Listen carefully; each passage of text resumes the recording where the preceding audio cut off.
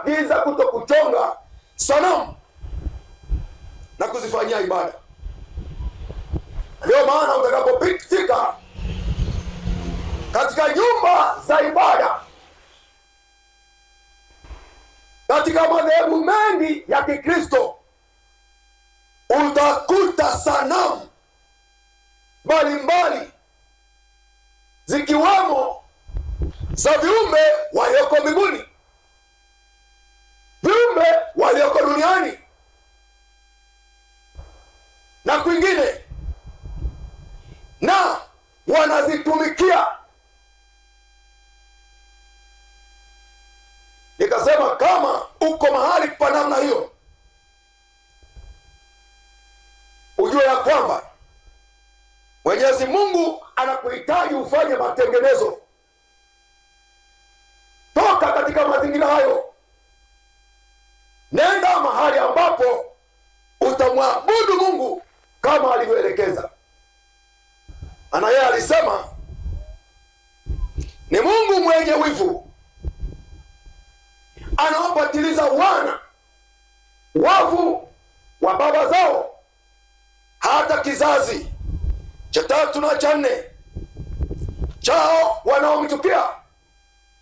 Lakini anasema nami na warehemu maelfu elfu wanipendao na kuzishika amri zangu. Ni jambo gumu mno kuwatoa watu ambao kwa muda mrefu walishajikuta katika ibada za namna hiyo. Ndio maana mtu atakwambia siwezi kutoka kwenye imani hii, kwenye dhehebu hili, mpaka babu aniruhusu. Siwezi kutoka kwa sababu hata bibi yangu, hata baba yangu, hata fulani. Hili ndilo lilikuwa kanisa lake.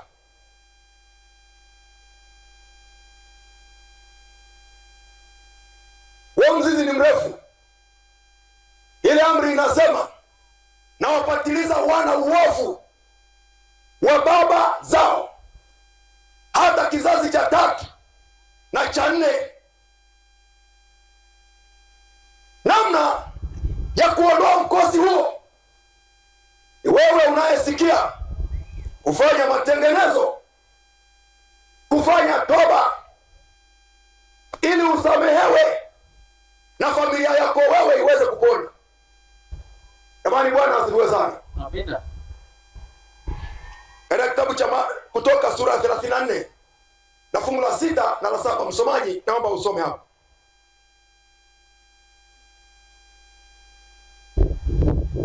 Kutoka 34 6 na 7. Nasema Bwana akapita mbele yake. Bwana akapita mbele akatangaza ya Musa, akatangaza, Bwana, Bwana Mungu mwingi wa huruma, mimi Bwana ni mwingi wa huruma, mwenye fadhili, tena nina fadhili, si mwepesi wa hasira, mimi si mwepesi wa hasira, mwingi wa rehema na kweli. mimi ni mwingi wa rehema na kweli, mwenye kuwaonea huruma watu elfu elfu, ninahurumia watu maelfu, mwenye kusamehe uovu na makosa na dhambi, na mimi ndio ninaosamehe uovu, makosa na dhambi, wala si mwenye kuhesabia mtu mwovu, lakini sio mwenye kumhesabia mtu mwovu kuwa hana hatia kamwe, kwamba hana hatia kamwe, mwenye kuwapatiliza watoto uovu wa baba zao, ninaweza kuwalipiza watoto uovu wa wazazi wao, na wana wa wana wao pia, hata watoto wao, hata wajukuu na vitukuu,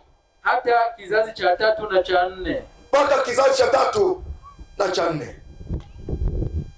Anaposema mwenye kusamehe na mwenye kurehemu, hizo rehema tunazipataje? Hizo huruma zake tunazipataje? Mithali 28 fungu la 13.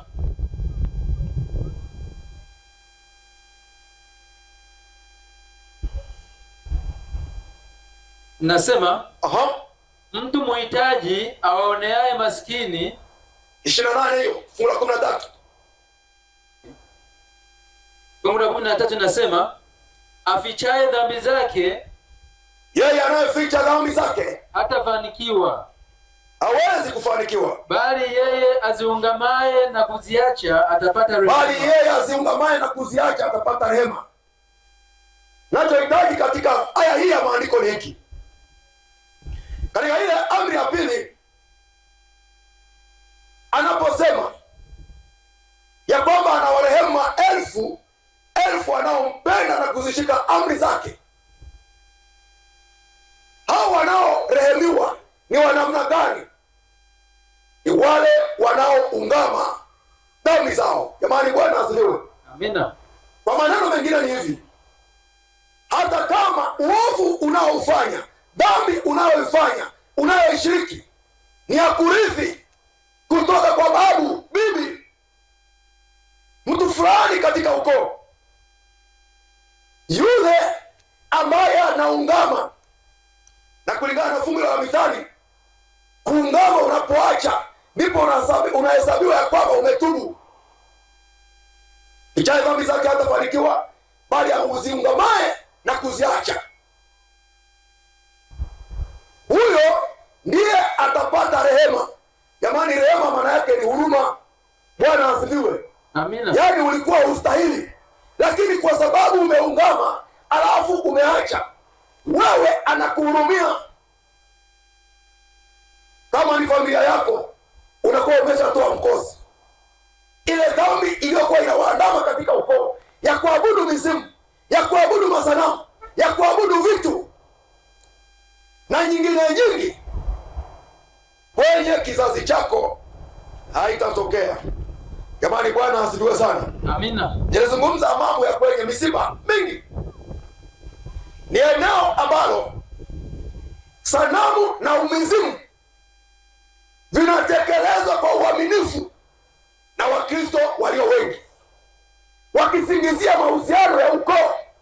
Sikiliza, hakuna watu kwenye ukoo watakao kuokoa.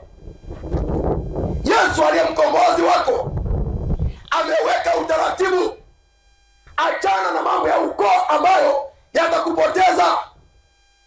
Wewe mshikilie Yesu. Jamani, Bwana asifiwe sana. Amina. Wapo ambao wanakuwa na wasiwasi kuipokea imani. Anasema ya kwamba kwetu nikishapokea imani nyingine tofauti na kwenye ukoo hawataridhika. Sikiliza, hata usipozikwa kufa umekufa, haujui kinachoendelea, haikuhusu. Wache wakae na mzoga hapo. Anasema ya kwamba hawatakuja kwenye kaburi langu na kuniombea. Ibada ya mizimu. Watu wamejipanga asubuhi na mapema, wanakwenda kuombea wafu katika makaburi, na kuna ndugu wanajidanganya ya kwamba ndugu yao aliyefia kilabuni, ndugu yao aliyefia kwenye zinaa, ndugu yao aliyefia dhambini, kwa sababu ameombewa na viongozi, wamekuja wakamuombea, sasa amesamehewa. Sikiliza, katika kitabu cha Zaburi sura ya 49 na fungu la 7, Biblia inasema hakuna awezaye kumkomboa ndugu yake wala kumpa Mungu fidia kwa ajili yake. Hata wewe ni nani, hawezi kubadilisha chochote. Kabla ya kufa, Mungu amekupa nafasi ya kutosha ya kuishi ukiwa na afya tele, ukiwa na muda. Umeutumia vibaya, haujafanya maungamo, haujafanya matengenezo, alafu unajidanganya kwamba siku ya msiba, ibada itakayofanywa na kiongozi fulani, kasisi fulani, katekista fulani, mchungaji fulani, itasababisha usamehewe. Hicho kitu hakipo. Swala la wokovu sio la mwanadamu. Huduma tunayofanya kwenye misiba ni ya kufariji walio hai na kutoa